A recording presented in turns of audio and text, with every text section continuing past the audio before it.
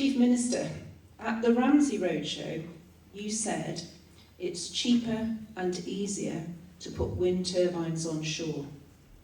But cheaper for who? Easier for who?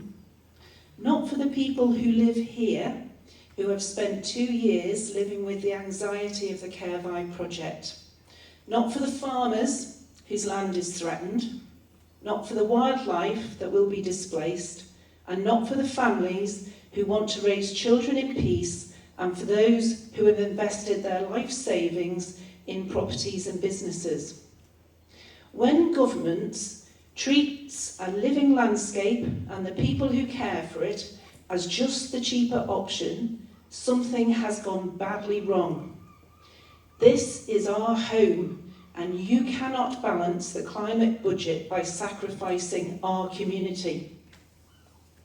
Will you give this community an apology, and will you immediately terminate this flawed vanity project? Thank you for your question. Chief Minister.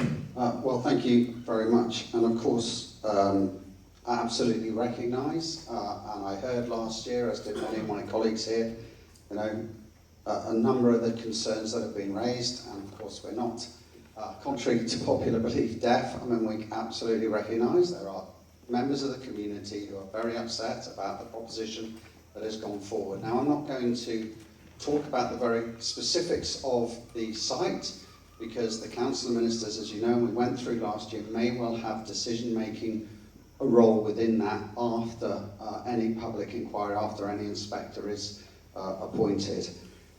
If my remarks were taken out of context, or misinterpreted, I absolutely apologise. When I talked about being cheaper and easier, I certainly was not talking about impacts on communities or impacts on people. These are difficult decisions, but we as a government have committed to bringing about and exploring and potentially implementing renewable energy for very good reasons, both from a future where there is less carbon, but more importantly, I think, because actually there is a real opportunity for energy security on this island well into the future, and that the natural air and resources and waves are there for us at the moment, and we should be taking that opportunity to explore how we can have a more secure and a more sustainable future.